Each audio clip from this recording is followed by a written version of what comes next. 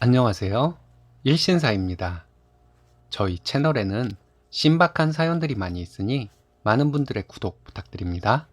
이번 사연은 시댁 근처에서 살며 시댁의 밭일 집안일을 다 하고 살아온 쓰니님이 땅을 증여받은 사실에 난리치던 아주버님과 신우에게 사이다를 날리고 내쫓았다는 사연인데요. 돈에는 정말 부모 형제도 없는 것일까요? 함께 보시겠습니다. 안녕하세요. 저는 40대 초반 둘째 며느리입니다. 결혼한 지는 12년이 되었어요. 결혼하고 시어머니는 저에게 형님이 멀리 산다는 것을 말씀하시며 집안일은 저에게 부탁하셨습니다. 농사 짓고 계시는 시부모님은 3남매를 두셨는데 큰아들은 멀리 살며 직장 다니느라 바쁘고 큰며느리는 몸이 약하고 딸도 직장 다니느라 바쁘다 하시면서 저희만 부르셨습니다. 저희 부부도 지금까지 맞벌이 했어요. 하지만 시댁과 가까이 산다는 이유로 주말마다 특별한 일 없으면 이틀 내내 밭일을 하고 왔습니다. 많이 힘들었지만 두 분이 안쓰러워서 꾹 참고 밭일하고 시댁 집 청소하고 왔어요. 처음 결혼했을 때 시부모님은 동네에 남의 논을 도지받아서 하시는 일도 하셨었는데 몇 년 뒤부터는 남의 논 도지 일은 그만두셨습니다. 시댁 옆에 밭 700평 정도만 일구시며 사셨어요. 700평에 이것저것 심으셔서 자식들 보내주시고 장에 내다 팔기도 하셨습니다. 처음에는 많이 힘들었지만 언젠가부터는 때마다 어떤 것을 심고 어떤 것을 수확하고 하는 것까지 예측을 하게 될 정도가 되었어요. 그런데 작년 봄에 제가 몸이 너무 힘들어서 일을 쉬고 병원에 다녔습니다. 작은 회사이지만 오래 다닌 회사라 사장님이 감사하게도 몸 추스리고 다시 나오라고 말씀해 주셨고 정말 오랜만에 쉬면서 병원에 마음 편히 다녔습니다. 그런데 시어머니 보시기에는 놀고 먹는 것으로만 보이셨는지 매일 저를 밭으로 부르셨어요. 제가 몸이 안 좋아도 가지 않으면 두 분이서 일하시기 힘드실 것 같아서 병원 다니면서 시댁에 갔습니다. 여름에는 시어머니께서 아프셔서 병원을 모시고 다니고 소변을 흘리셔서 목욕시켜드리고 음식해드리고 병원 안 가는 날에는 고추 심고 깨 심고 고추 따서 말리고 깨 털고 했습니다. 신랑은 부모님이 오라 하셔도 가지 말라는데 안 갈 수가 있어야죠. 그렇게 봄부터 여름까지 병원 다니면서 시부모님 밭일 해드리다가 몸이 좀 나아져서 다시 회사에 나가게 되었습니다. 작년 겨울 김장하려고 배추 무 뽑아서 절이고 시댁에 아주버님과 신우 와서 그날 함께 김장 끝내고 김장 나눠 갔습니다. 김장 끝나니 도토리 앙금과 남은 고추까지 다 빻아서 오니 시어머니 하시는 말씀이 고춧가루가 적다고 하시더군요. 그럼 내가 고춧가루를 빼돌리기라도 했다는 말씀이신지 화가 났지만 꾹 참았습니다. 그동안 힘들어서 울기도 여러 번 했어요. 작년부터는 힘드시다고 이불까지 빨아오라고 하셔서 그렇게 했습니다.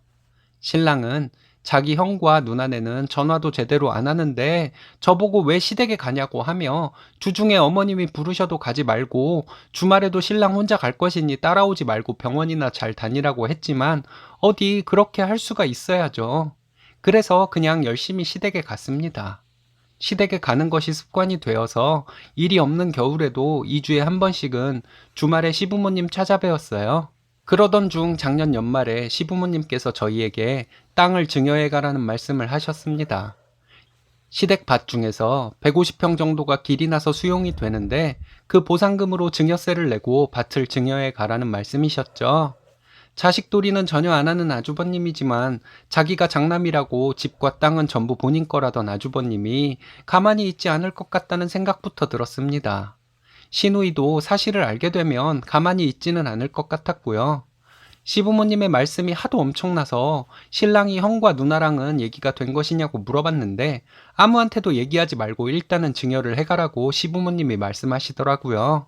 그래서 제가 그랬다가 무슨 사단이 날 줄 알고 그렇게 하냐고 못하겠다고 했는데 시부모님은 너희들이 지금까지 일해온 밭이고 당신들을 지금까지 모시고 산 것과 다름없으니 이 땅은 너희들 것이라고 하시며 증여해 가라고 하셨습니다.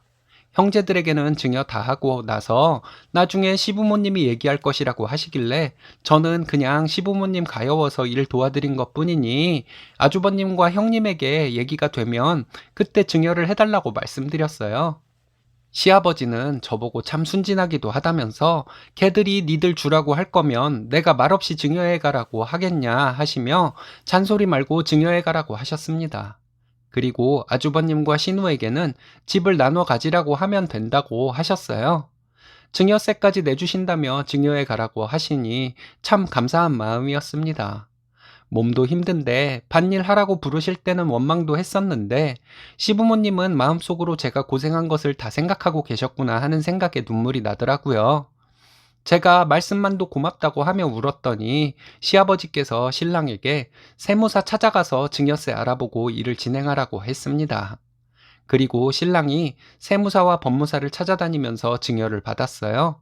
보상금으로 증여세를 내고도 돈이 남아서 시부모님께 갖다 드렸더니 그 돈도 너희들 거라며 가지고 있으라고 하셨습니다. 시부모님은 그동안 모아놓은 돈으로 생활하시고 아직 밭일도 할 수 있으니 나중에 힘들어지면 도와달라고 하시더군요. 저희만 일한다고 불만도 많았지만 시부모님과 함께 일하며 저도 아이들도 시부모님과 정이 많이 들어 우리가 나중에 모셔야 하나 보다며 살아왔는데 그렇게 또 나약한 말씀을 하시니 눈물이 났습니다. 저는 그저 시부모님을 내 아이들 끔찍하게 사랑해 주시는 친할아버지 친할머니시라 돕고 일해드리고 아이들과도 정이 많이 들어 나중에 모셔야겠다고 생각한 것뿐이었어요. 그런데 신랑은 제가 그렇게 시댁에서 고생을 하면 처가에 면목이 없다며 일하러 시댁에 가는 것을 말리곤 했었던 것이었고, 제가 작년에 몸이 안 좋아 병원에 다닐 때부터는 화를 내며 말리곤 했었던 것이었습니다. 어쨌든 신랑과 얘기 끝에 우리가 받을 자격이 안 되는 것도 아니고 받을 것을 받는 것이니 앞으로 부모님께 지금처럼 잘하면 된다고 생각했습니다. 그런데 이번 설에 차례 지내고 신우도 점심에 와서 다 모이라고 하시고는 시부모님이 아주버님 내외와 신우 내외 앞에서 저희가 땅을 증여받았다고 말씀하셨어요. 저희가 그동안 일하며 고생한 것과 앞으로 시부모님 노쇠하시면 저희가 모시고 살게 될 것 등을 얘기하시며 얼마 되지도 않는 땅이니 저희에게 전부 주셨다고 말씀하셨습니다. 처음에는 아주버님과 신우 둘 다 놀란 듯이 말이 없더니 신우가 딸도 자식인데 이게 말이 되냐고 하며 소리를 지르더군요. 그리고 아주버님은 본인이 장남인데 차남에게 전 재산을 주는 것은 말이 안 된다고 큰 소리가 났고요. 저와 신랑도 당황스러워서 어쩔 줄 모르고 있는데 시어머니께서 내 재산 내 마음대로 하는 것이니 여러 소리 말라고 하셨습니다. 신우가 그럼 자기 몫은 누구한테 달라고 하냐고 했는데 시아버지께서는 단호하게 너희 시아버지한테 가서 달래라고 소리 지르셨어요. 형님이 저에게 부모님 옆에서 살면서 연로하신 시부모 꼬셔서 재산 다 차지했다고 비열하다고 하더군요. 아주버님은 계속 장남 운운하면서 난리치고요. 신랑이 화가 나서 아주버님에게 말했습니다.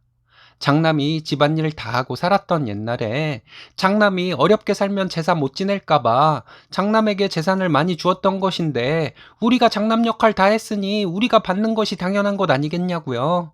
저도 화가 나서 멀리 산다고 해도 형님네 차로 1시간 반 걸리는 거리인데 주말 이틀 중에 하루라도 와서 시댁에서 일한 적 있냐고요.